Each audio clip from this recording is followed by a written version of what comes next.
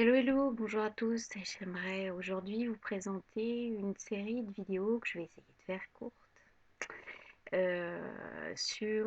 dans la succession de la vidéo sur le numéro, la carte d'identité, pour vous expliquer qu'en fait tout est vraiment de la vibration et que ce qu'on utilise, vibration 1 en numéro, ça va vous rappeler d'autres types de vibration 1. Et donc pour illustrer ça, j'ai essayé de rapprocher ça de deux jeux de tarot qui sont pour moi mes bases. Mais vous pourrez faire ça évidemment avec certainement des choses qui vous sont familières. En fait, c'est le principe que j'aimerais vous transmettre. Euh, une vibration d'unicité, elle se retrouve à la fois dans le chiffre 1, mais dans le tarot de Marseille 1 avec le Battler, le démarrage, et l'autre tarot que je vais vous montrer pour ceux qui ne le connaissent pas, qui est le tarot des lettres hébraïques que j'adore. Les lettres hébraïques, c'est vraiment mon dada.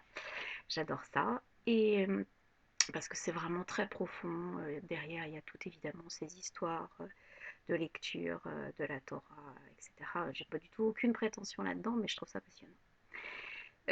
Donc voilà, j'aimerais donc regrouper ça en fait par différents, par trois presque en fait, pour illustrer la différence entre finalement les plans individuels, les plans terrestres, donc le plan 1, 2, 3 par exemple, les plans collectifs 4, 5, 6, 7, 8, 9 qui seront des plans plus spirituels, et vous allez voir que les plans qui arriveront après seront des octaves supérieures, que ce soit le 10, euh, donc le 10 du numéro de la numérologie, qui sera du 1 plus 0 en fait, et le 10 de la roue de la fortune dans le tarot de Marseille, toujours 1 plus 0, mais qui est l'octave supérieure du 1, où on laisse la chance à l'univers de faire les choses, et le 10 des lettres hébraïques, qui est le Yod, et qui là, évidemment, ouvre le champ du possible, puisque c'est la main de Dieu.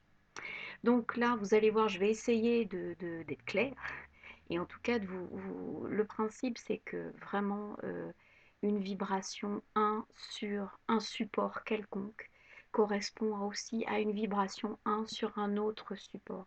Donc ça veut dire que vos nombres à vous, donc évidemment je vais traiter les maîtres nombres, hein, eux ne peuvent pas faire du 1 plus 1, on ne va pas trouver du 2, sauf quand ils vibrent négativement, évidemment.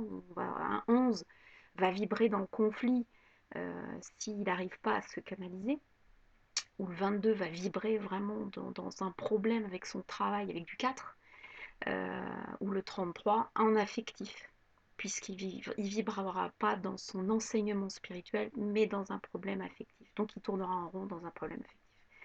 Donc on a, donc tout ça je vais essayer de vous montrer que chaque chose, en fait, chaque vibration est commune d'un support à l'autre, puisque c'est en fait c'est l'univers qui drive tout ça, et que finalement il se fiche pas mal qu'on ait un support du tarot de Marseille, que ce soit celui des lettres hébraïques, ou que ce soit encore un autre support, la numérologie. Alors après, il y aura des différences avec évidemment des rapprochements plus ou moins possibles avec l'astro, mais l'astro, on en reparlera avec vraiment des vidéos dédiées que je vais essayer de vous focaliser pour illustrer énergétiquement les planètes, c'est autre chose. Là, on se rapproche plus de l'alchimie ou des lettres hébraïques aussi, justement, parce que là, il y a un pont. Mais vraiment, le support est absolument perpétuel et unanime et universel. Donc, faites les rapprochements avec vos propres nombres que vous avez pu voir dans la carte d'identité euh, de numérologie, ou alors même vos propres nombres que vous voyez tous les jours. Vous habitez à une adresse, certainement elle évoque quelque chose pour vous, ou en tout cas elle vibre par rapport à vous sur quelque chose. Vous habitez, vous avez une plaque d'immatriculation de voiture. Cette plaque d'immatriculation de voiture, bah, moi j'ai une plaque d'immatriculation de voiture qui était 16. Donc tout additionné, ça faisait 16. Vous n'avez même pas idée du nombre de fois où on me l'a massacrée, cette voiture. Elle était garée, bien garée. Et j'ai eu des tas de problèmes avec. Bon, jusqu'à ce que finalement on pique les plaques, que je finisse par faire une déposition porte plainte et j'ai remplacé les plaques qui n'avaient plus rien de 7 mais de 5, donc un nombre de vibrations, de mouvements, puisque le 5 c'est aussi le voyage, et là, lui, n'est plus jamais rien arrivé. Donc, c'est 16, évidemment, c'est la tour qui s'écroule hein, dans le tarot de Marseille, c'est